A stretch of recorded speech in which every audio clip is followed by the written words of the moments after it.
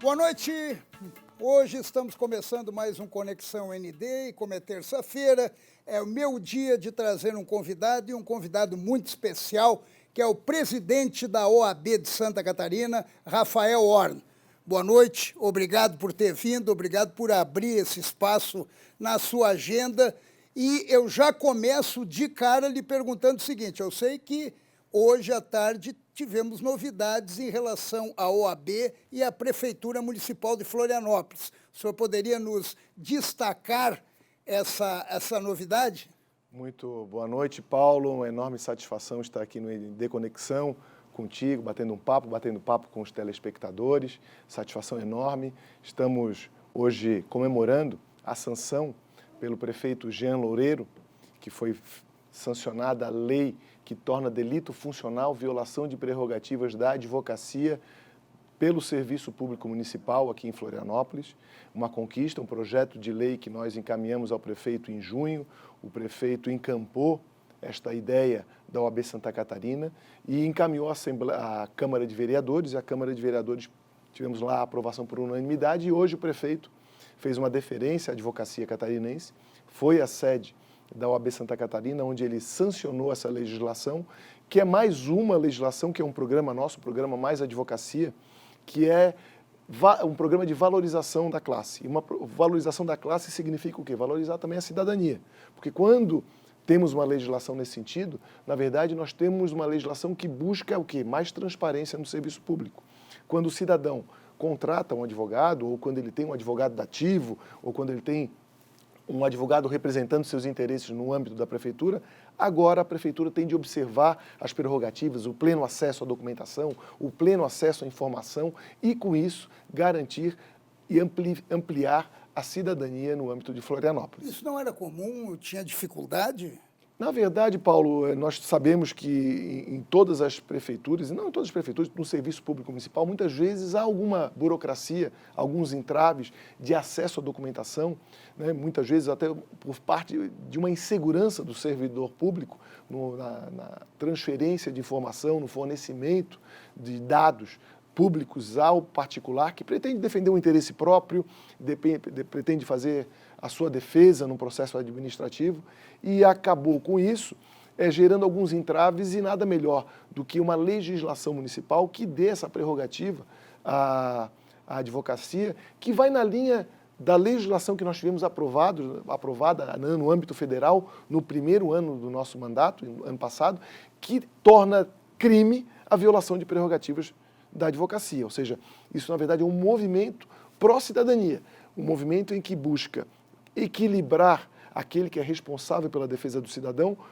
dar um equilíbrio de forças entre esta defesa e o aparato repressivo estatal. Então, ficamos muito satisfeitos hoje com essa deferência por parte da Prefeitura, que, ao nosso sentir, amplia a cidadania aqui em Florianópolis. Já temos uma lei similar em Jaraguá do Sul, temos em Chapecó e temos vários movimentos em outros municípios, inclusive no âmbito estadual. Já estivemos com o governador Carlos Moisés também, pedindo uma legislação no âmbito estadual nessa mesma linha. Por enquanto, então, são 3 municípios catarinenses que já estão dentro dessa nova normativa. Exatamente. Chapecó, Jaraguá do Sul e Florianópolis.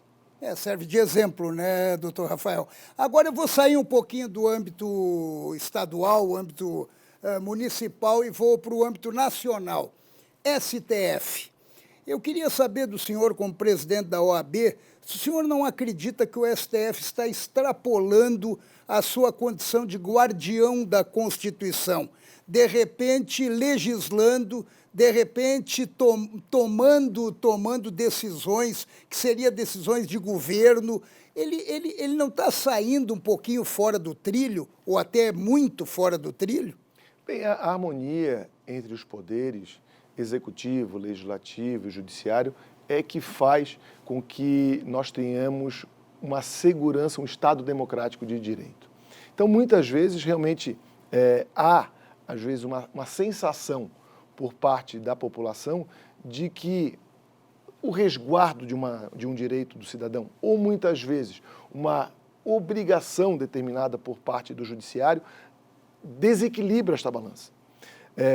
A OAB entende que o judiciário tem a sua autonomia e cabe, eu diria, fazer uma crítica ao STF, eu acho que seria algo muito forte, mas seria, muitas vezes, a necessidade de se entender que esse equilíbrio de poderes, ele deve ser mantido e a observância desse equilíbrio cabe, muitas vezes, à própria OAB, né, como guardiã também da Constituição, muitas vezes tomar algumas linhas, seja quando o Executivo extrapola, seja quando o Legislativo extrapola, e o Judiciário tem essa função também de servir como baliza. Então, nós acreditamos que há, muitas vezes, uma sensação por parte da população, essa sensação que você me passou, justamente porque nem sempre a decisão do Supremo ela é uma decisão majoritária, muitas vezes ela é contra-majoritária. Agora, uma sensação, doutor Rafael, que muitas vezes é uma sensação dentro de uma realidade. Porque, por exemplo, agora, há mais de 15 anos, nunca 4 ou 5 ministros viraram as costas para o recesso. Por quê? Porque estão retalhando o presidente do STF. Isso não faz mal para um país? Eu diria que eu acho que os interesses particulares, as opiniões de cada um, de cada julgador, devem ser colocadas de lado e ter o interesse público, o interesse do cumprimento da Constituição, isso deve estar acima de qualquer coisa. Mas realmente é um momento conturbado pelo qual nós passamos no país, temos uma crise hoje institucional, temos um momento de metamorfose política, social, econômica, tecnológica e metabolizada por conta da pandemia, e me parece que hoje há 3 pilares que nós devemos seguir muito, responsabilidade, serenidade e solidariedade. Compreender que nós estamos realmente num momento de mudança, e esse momento de mudança exige de todas as instituições, e principalmente de quem as lidera, muita maturidade para que nós não passemos do ponto, né, e causemos algum tipo de ruptura que toda ruptura, quando ela é feita de uma forma assodada, acaba gerando grandes prejuízos, seja no âmbito econômico, seja no âmbito social. Então, me parece que hoje o equilíbrio é a palavra-chave para nós encontrarmos uma saída desse impasse que vivemos. Doutor Rafael, não estou jogando nenhuma casca de banana. É importante eu ouvir a sua opinião, como o senhor mesmo disse. Isso aqui não é entrevista, é um bate-papo, até para esclarecer alguns pontos importantes. Por exemplo, o presidente do STF quer acabar com as decisões monocráticas. O senhor acha que decisão monocrática já não está na hora de reavaliar? Concordo, acho que as decisões monocráticas são uma exceção. Os tribunais vivem da colegialidade. A colegialidade é o relator levar o tema, colocar a sua opinião sob o crivo dos demais. E isso fortalece o próprio Estado democrático de direito. Claro que em casos excepcionais em que há necessidade de uma manifestação urgente, essa decisão monocrática deve ser proferida. Porém, quase que automaticamente deve ser desde logo submetida ao colegiado, para que aquela decisão monocrática não se perpetue ao longo do tempo e, quando ela venha a ser posteriormente reformada, o que ocorre muitas vezes, não cause tantos danos, né, tanto ao particular quanto ao público, quando ela tem de ser revertida e durante um período, 1 mês, 2 meses, às vezes 1 ano, 2 anos, esse período em que ela causou alguns efeitos, essa reversão não cause prejuízo ainda maior do que a decisão final colegiada. Ou seja, decisão monocrática realmente deve ser uma exceção e, quando proferida, há de ser, desde logo, submetida ao colegiado. E o juiz de garantia que o presidente do Supremo não está segurando lá, ele colocou uma liminar e até isso é uma das razões dos 4 ministros ficarem durante o recesso, com temor que, de repente, isso se perpetue lá na mão dele. Como é que funciona isso? Eu sei que a OAB já interferiu em relação a isso. A OAB ela tem um posicionamento em relação ao juízo de garantias como uma forma de dar mais equilíbrio ao processo penal. Nós temos, não raros, mas muitos exemplos em que começa-se um processo penal, uma fase de investigação, e a fase de investigação demanda uma série de decisões judiciais, seja para quebra de sigilo ou até prisões preventivas, e depois dessa fase inicial se chega, ao final do processo, a uma conclusão diversa.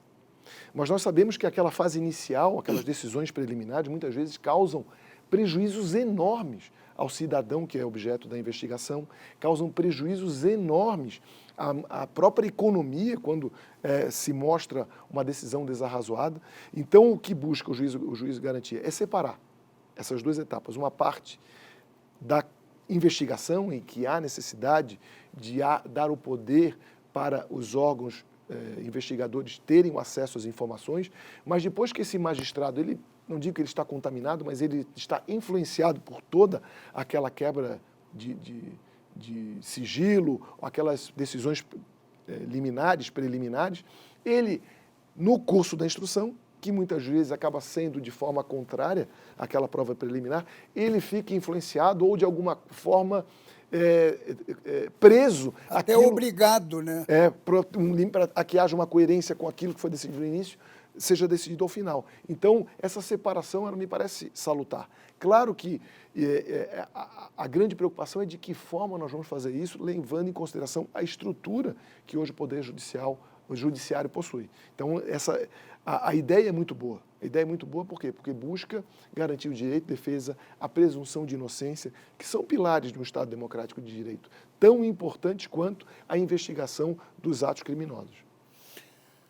Vamos voltar para a nossa OAB aqui de Santa Catarina, que eu gostaria até de saber do senhor, nós estamos enfrentando uma pandemia agora, por sinal, até numa segunda onda, numa situação até bem desagradável e preocupante. Mas o que da pandemia a OAB tirou como positivo e que ela pode dar continuidade pós-pandemia? Olha, Paulo, eu diria algo muito importante, que a pandemia, por incrível que pareça, ela aproximou a ordem do advogado e da advogada aqui em Santa Catarina. E digo que aproximou por quê? Porque a atuação da OAB em prol da advocacia e da sociedade, a OAB vai fazer 88 anos, dia 1º de janeiro. Então, é uma atuação histórica, de décadas. Mas, no momento de crise, o advogado precisou que a OAB estivesse em constante interlocução desde o primeiro momento da pandemia, para garantir a suspensão dos prazos naquele primeiro momento de lockdown, em que os advogados estavam receosos, como é que eu vou cumprir meus prazos? Eu tinha que fechar, cuidar da minha saúde, fechamento das escolas, e aquele período a OAB assegurou a suspensão de todos os prazos. No lockdown, nós garantimos junto ao governo do Estado que a advocacia fosse reconhecida como atividade essencial, para que os advogados pudessem ficar dentro do seu escritório, ainda que sem atendimento externo, para que ele pudesse cuidar dos prazos e, principalmente, defender os próprios cidadãos que, eventualmente, tivessem sido prejudicados pelo lockdown. Então, foi uma ação da OAB. Junto ao Poder Judiciário, nós tivemos uma interlocução, foi montado um comitê interinstitucional, formado entre Poder Judiciário, Presidência do Tribunal de Justiça, Direção do Tribunal de Justiça, Direção da OAB, Ministério Público, Defensoria e Procuradoria-Geral do Estado, para as ações que garantissem a continuidade da prestação jurisdicional com qualidade naquele momento de pandemia. E nós tivemos vários avanços. O primeiro, uma central de atendimento inédita no país que garantia a todo advogado ter acesso ao magistrado via a central de atendimento online, algo que não existia antes. E pode continuar isso? Queremos que continue. Foi algo muito positivo. Então, o advogado estava, por exemplo, em São Miguel do Oeste, sem poder se locomover, mas ele conseguia ter acesso a um magistrado em Florianópolis, a um magistrado em Garopaba, a um magistrado em Blumenau, via central de atendimento, via agendamento. Sustentação oral, Paulo. Os advogados, por exemplo, um advogado de São Miguel do Oeste, a gente tinha que ir até Chapecó, pegar um voo, vir a Florianópolis, fazer uma sustentação oral. Agora ele pode fazer do seu escritório desde que ele tenha uma boa conexão de internet. As audiências virtuais demonstraram-se acertadas. Nós temos hoje a gravação de todos os atos processuais. E o quão importante foi a gravação dos atos processuais, tivemos 2 episódios nacionais em Santa Catarina. Um, que é o caso famoso da Mariana Ferrer, em que nós, desde o início da gestão... Eu ia até tocar sobre esse assunto específico com o senhor, mas, por favor. Desde o início de nossa gestão, nós pontuávamos a necessidade de que todos os atos processuais audiências, sessões de julgamento deveriam ser gravados. E foi um pleito antes da pandemia. E durante a pandemia, com a gravação desses atos processuais, nós mostramos que muitas vezes essa gravação ela protege tanto o advogado, as partes e os próprios juízes e promotores. Como no caso da Mariana Ferrer, em que todos puderam ver, através da gravação integral que existia, a realidade e todo mundo pudesse fazer o seu juízo de valor a respeito dos fatos. Da mesma forma, tivemos uma colega nossa que acabou sendo insultada na tribuna virtual, né, durante um julgamento, em que a OAB, inclusive, fez um desagravo público, justamente algo que, se nós tivéssemos no momento presencial sem gravação, nós não teríamos acesso. Então, essa pandemia serviu, primeiro, para nós trabalharmos muito com inovação dentro da ordem, era um pilar nosso da gestão e nós conseguimos avançar muito. Usar a tecnologia a favor do cidadão. A favor do cidadão, aproximar o cidadão do sistema de justiça, e aí é importante ter esse balizador, porque nem todos os atos vão poder ser virtuais.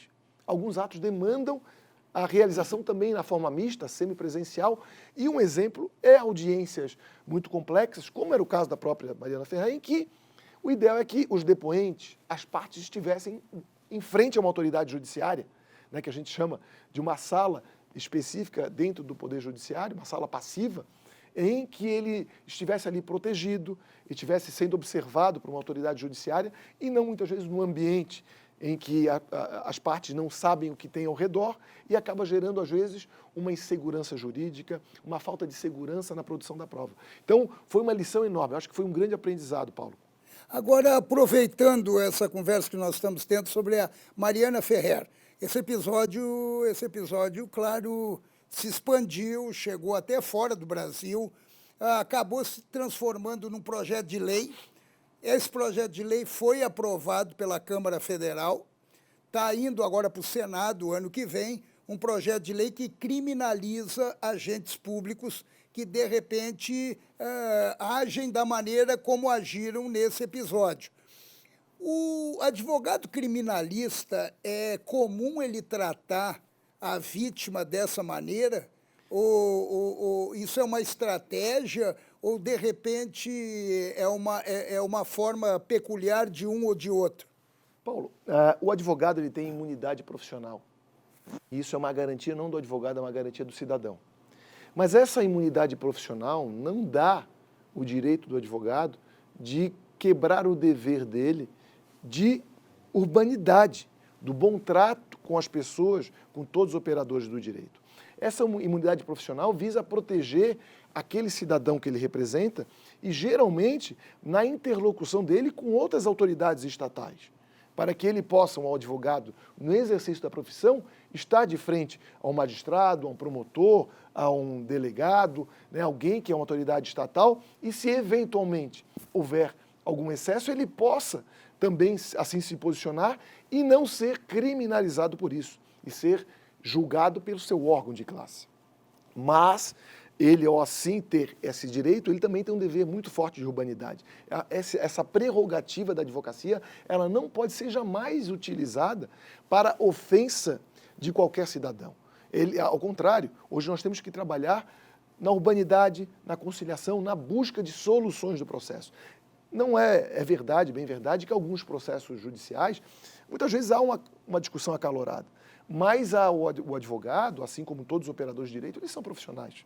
Eles devem saber se conter e, inclusive, saber não cair em provocações daqueles que são parte, né, no processo, que muitas vezes estão envolvidos emocionalmente. O advogado ele não pode estar envolvido emocionalmente. Por isso que não se recomenda que ele advogue em causa própria, para que ele tenha a frieza, a tecnicidade e ele possa agir de uma forma a proteger os... Tecnicidade não significa ofender. Exatamente. Ele tem que defender, Paulo, o seu constituinte, mas sem ofender a parte contrária. Isso é possível fazer e todos nós sabemos. Então é uma grande lição que fica de que os atos virtuais, eles têm os seus limites.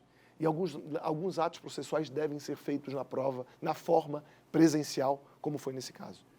Eu gostaria de saber do senhor também, que eu acho fundamental e importante, desde o senhor desde que assumiu a presidência da OAB, Quantos advogados já foram punidos? Isso até é uma curiosidade, mas eu gostaria que o senhor respondesse daqui a pouquinho. A gente vai fazer um intervalo rápido e já volta com o presidente da OAB de Santa Catarina, o advogado Rafael Horn.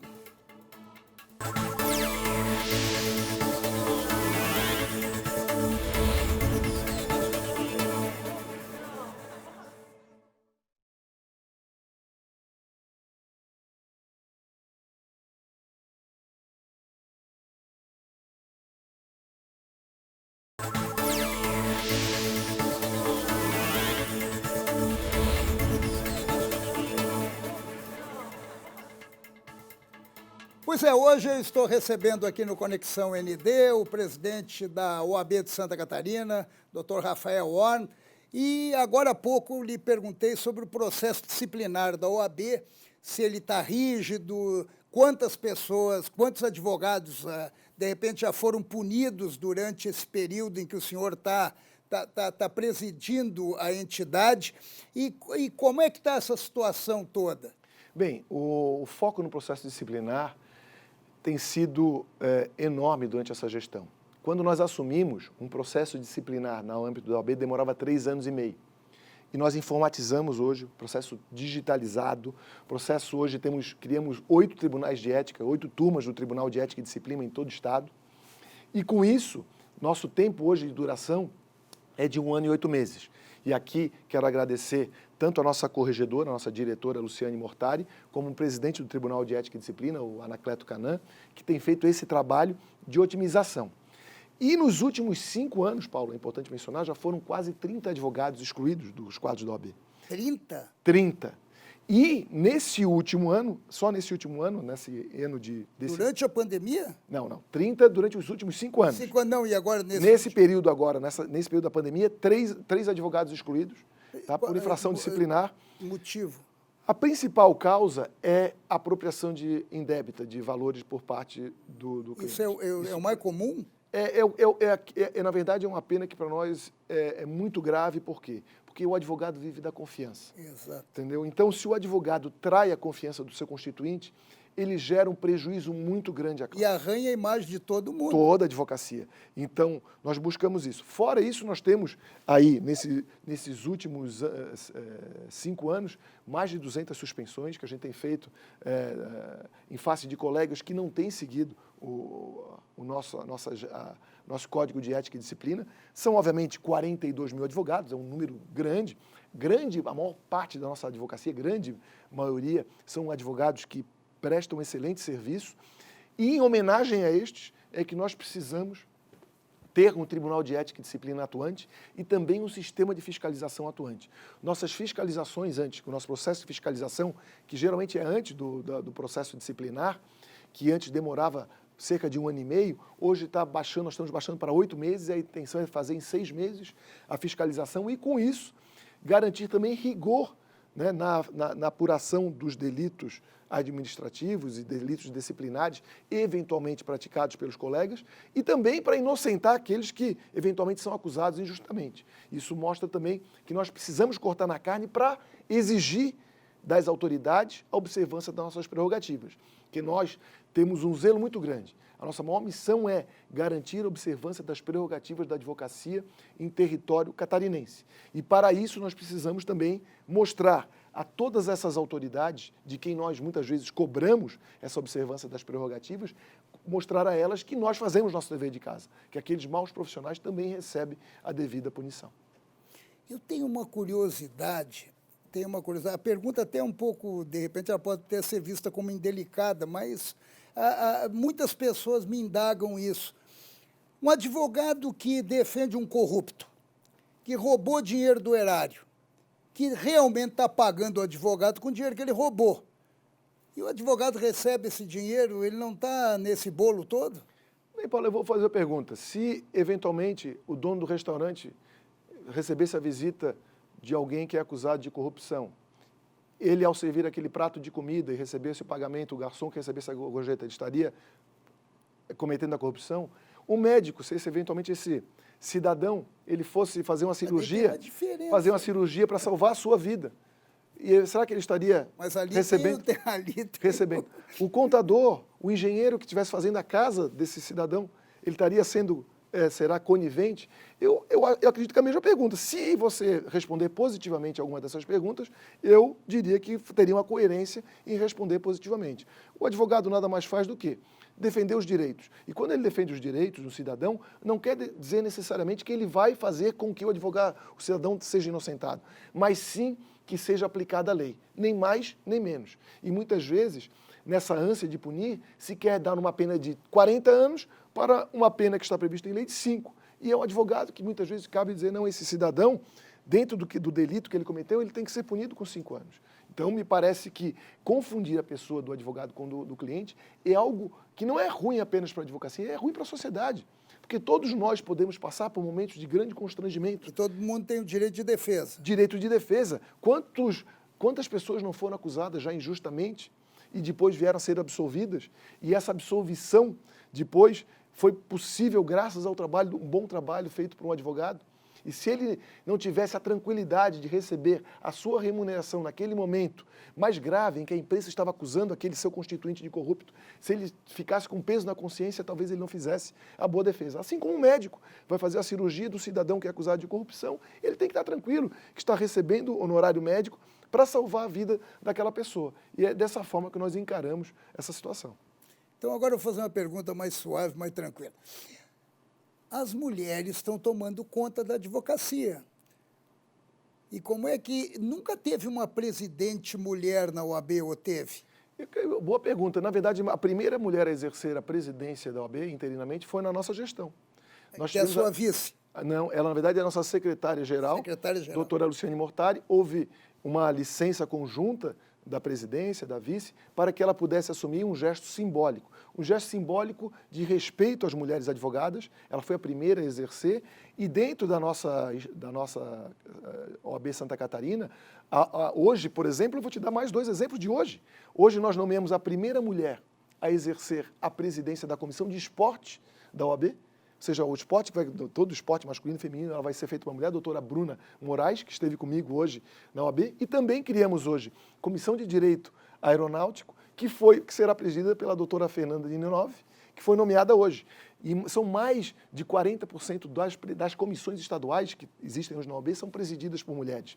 Mas aumentou muito também a presença da mulher advogada, né? Muito. Na verdade, hoje elas são quase 50% das mulheres aqui em Santa Catarina. Sim, são 49% das mulheres hoje, dos advogados são mulheres.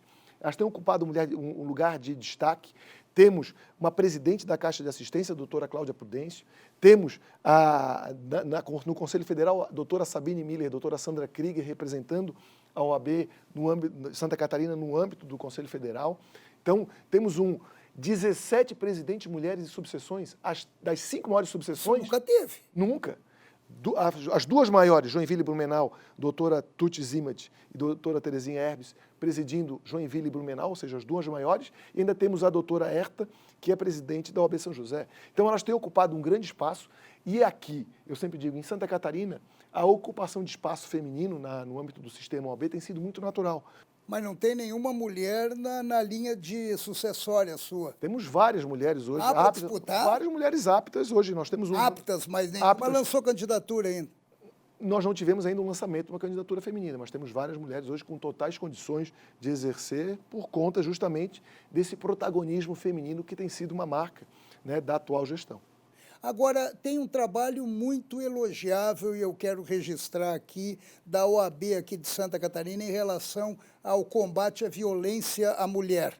E como é que está evoluindo esse trabalho? Bem, nós temos uma comissão que chama Comissão de Combate à Violência Doméstica, temos a Comissão do Direito da Vítima e a Comissão da Mulher Advogada. Essas 3 comissões têm sido muito protagonistas em proposições de soluções para a melhoria, ou pelo menos para lutar contra essa realidade.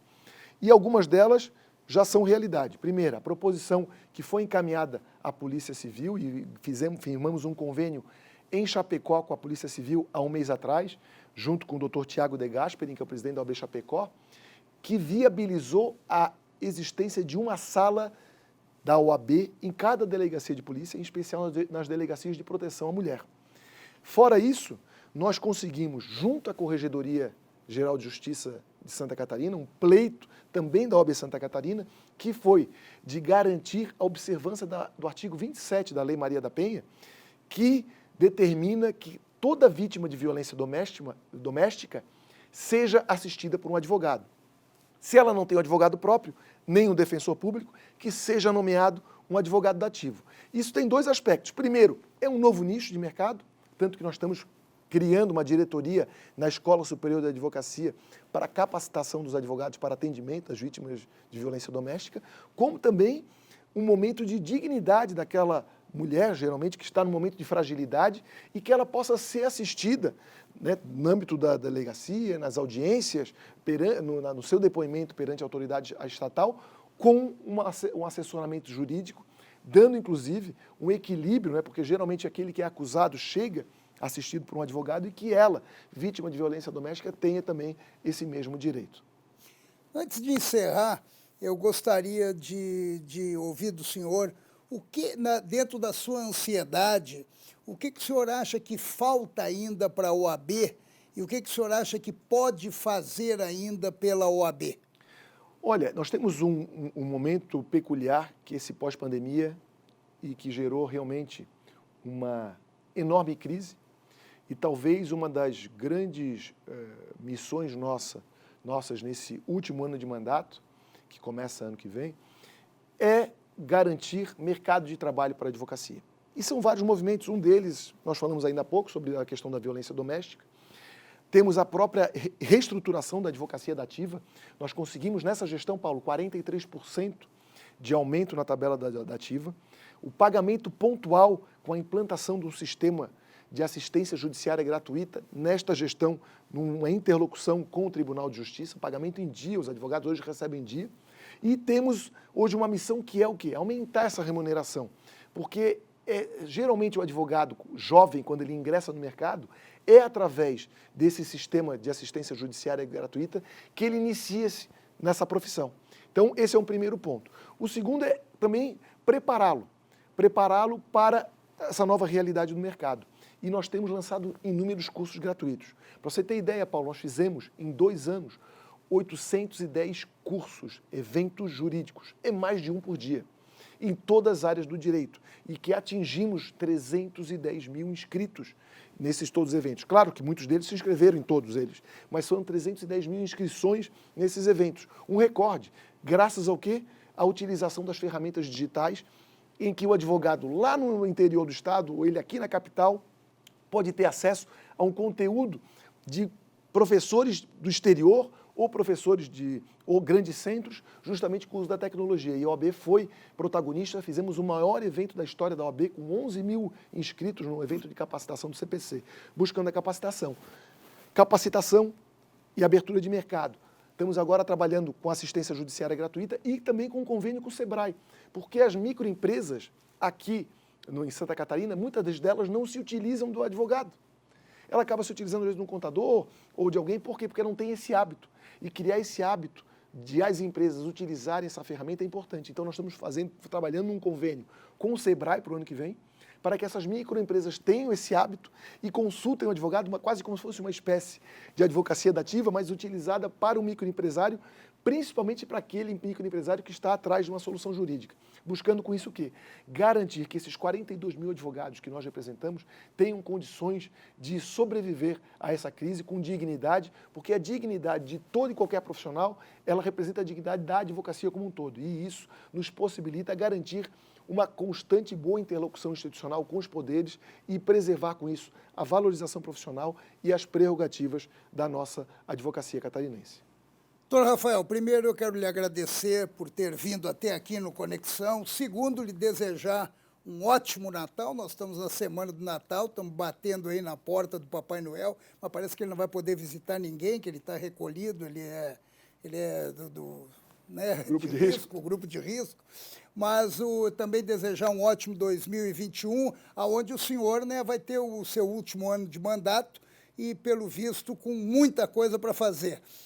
Perfeito. Eu que agradeço, Paulo, esse convite. Sempre uma satisfação estar aqui na ND, contigo e com toda essa equipe maravilhosa. Desejar a todos os espectadores também um ótimo Natal, um ótimo 2020, especial para os advogados e advogadas de Santa Catarina que têm confiado no nosso trabalho e têm estado ao nosso lado. São mais de 4.000 advogados voluntários que estão hoje trabalhando e fazendo a OAB Santa Catarina pulsar e protagonizar. Então, muito obrigado e um ótimo Natal. Obrigado, obrigado. E para vocês, um beijo grande. Terça-feira que vem a gente está de volta. Um belo Natal, muitos brindes, mas com cuidado, hein? Até lá!